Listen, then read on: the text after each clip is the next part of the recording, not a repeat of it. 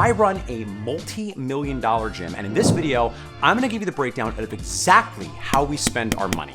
My name is Mark Fisher, and if you like this video, head on over to businessforunicorns.com. You'll find out more about how we help gym owners create more income, more impact, and more freedom. Today's video is something that I hope is going to be very informational. I want to give you a sense of some generally accepted industry benchmarks, and more importantly, show you exactly what we're doing at Mark Fisher Fitness. Having said that, I think the best framework that I've seen, certainly for small businesses, is Mike Michalowicz's Profit First. It is a very thoughtful approach to cash management. So I think that book is definitely worth a check out. I think Simple Numbers by Greg Crabtree is also a different but similar approach to understanding how money in your business should be spent. So with that said, let's dig on in here. And I'm not gonna go too in the weeds about this, but I'm gonna give you a high level overview, okay? So our pie, 100% of the revenue coming in, this is exactly how we split it out. And I will tell you, this is literally year to date, the first 5 months of the year.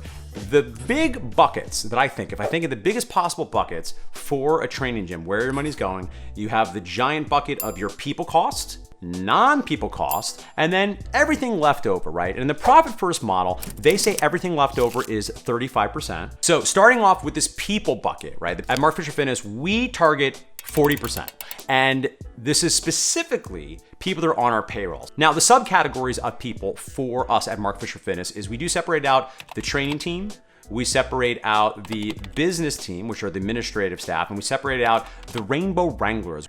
Now, in addition to the actual gross pay of each of those three buckets, this bucket also includes payroll taxes, it includes contributions to health insurance, it includes 401k match, our retirement plan, it includes the expenses for 401k, it includes team education or any sort of employee benefits. So again, for us, that's 40%. Now, in a typical training gym, you might be able to get lower in a lot of markets, frankly. If you're in a smaller market, you might be able to get as low as 30% for your total cost. You probably don't want to go over 45%. Even in a service business like ours, the most important money you're spending every month is on the people, right? Because the people, it's their sole force that your clients are buying. Now, for non-people operating expenses, our target is 30%. So we target a leftover of 30%. Like I said, it's a little less than Profit First standard, which is 35%. But for us, for our size of business, it works really well. I'm really proud because again, I didn't know what this was going to look like. We're at 29.5% operating expense. So we're actually a 0.5% lower. I'd like to break down our operating expenses, what we spend our money on for non-people stuff. So the first thing that has to be appreciated is you're gonna lose some money off the top if you take credit cards, right? So for merchant fees, we lose about 2.75% of every dollar that comes in. Yeah, that's a bummer. So for every dollar, literally 2.73 cents we lose. And ultimately, that is the type of thing that whenever possible, you want to try and negotiate down. That's where we are at right now, and that's what we were paying as of this year. Now, our biggest non-people operating expense, as you might imagine, is facilities. And facilities is a big bucket. So although we don't have a specific target for here, as long as the overall bucket is 30% or under, I can tell you facilities, we are spending precisely 16% of our revenue on facilities. I would further break that down and say 10.5% of that is the actual rent itself. And then our other big buckets include facility maintenance. So these are things like painting touch-ups and redoing things in the facility, redoing floors, just keeping the place looking good and fixing things, because that's always gonna be expense. We have janitorial services, Wi-Fi, internet. So for us, we spend 6.5% on consultants. And the main vendors we work with on a regular basis are bookkeepers, our accountants, some additional administrative help, virtual assistants. We have a former team member that we love who handles our Instagram for us, which is super amazing. So that's one way to get a little bit more capacity, is having consultants in some cases handle some things that maybe your full-time team's not able to handle. I feel very great, by the way. Big shout out to Brett. He does a great job and we are fortunate to get to work with him. We will, for most quarters, not all of them, but we'll bring an outside EOS implementer to run the traction system. And then of course we pay out an ad agency. Now that list is not, I don't think, entirely inclusive, but those are the main buckets, the main vendors that we work with over a course of a given year. And math friends, if you're doing math at home, the other stuff leaves about 4.3% 8%. And that is a hodgepodge of things. Our software stack is always changing a little bit as things are always coming and going. But right now, examples are things like MindBody Online, our booking and billing platform, FitGrid, which is an add-on to MindBody Online that allows us to integrate with Zoom, which we also pay for separately for our online homebody classes. We use Keep as our primary external email marketing solution. We pay for Google because they give us our email, and we use the Google Suite. I think it's now called Google Workspace. We have an awesome software platform called BitLancer, but that just gives you some sense of what we're spending with our current software stack. And I would note that's only 0.75% of 4.3%. So there's another 3.5% of random things. Now, I would note, just in the spirit of being giving you a full tour, I was surprised to see, frankly, and I think it's an opportunity for us to improve this and strangely spend more here.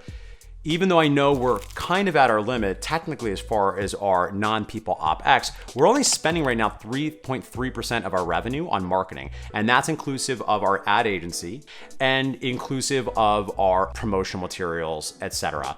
Now, finally, from January to May of this year, again, doing the math, we have 30.5% left over. And that, as per Profit First, is going to a profit account, going to pay out the owners, myself and my business partner, the owners' perks and benefits, which is everything from education to our health insurance to anything that is going towards us. And I like to keep that separate rather than lumping that in with the rest of the team, because I want to understand, one, my net owner benefit, and two, I don't want to be squeezing my team and yelling them if margins aren't where we want, if I'm getting the benefit and spending the money. That doesn't feel very cool to me. And third, we also save money every month towards our taxes. This is the way the math works when I separate out the profit, right? But understand, each quarter, we look at the money that's been saved in the profit account, and some of it will save, but some of it we will distribute either to myself and or Michael. Some of it we might choose intentionally to invest in a specific thing for the business. Each quarter, we usually do at least some discretionary bonuses for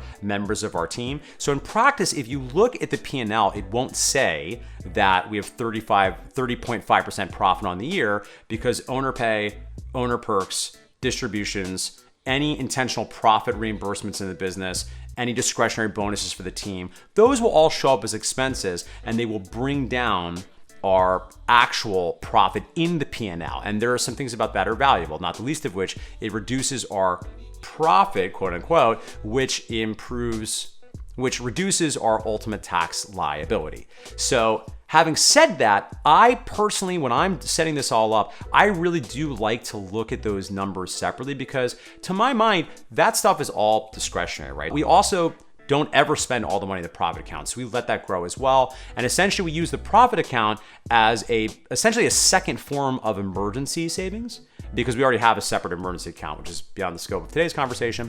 All right, well, thank you so much for coming on this tour of Mark Fisher Fitness. I hope it was valuable for you. I want to emphasize yet again, benchmarks are just that. I think it is helpful to understand commonly accepted benchmarks across the training gym industry, to understand what your historical goals are, and to look at other businesses to get some sense. But ultimately, at the end of the day, the main thing is, are you helping people? Are you making enough net owner benefit that you're satisfied? And does the business have enough margin that's healthy and safe in the event of some downturn or some negative event, so you don't run out of cash? Thank you so much. Don't forget, hit that subscribe button, because I'm desperate for the positive feedback that I never got as a child. I'll see you next time for more actionable tips, psychological frameworks, and yes, philosophy.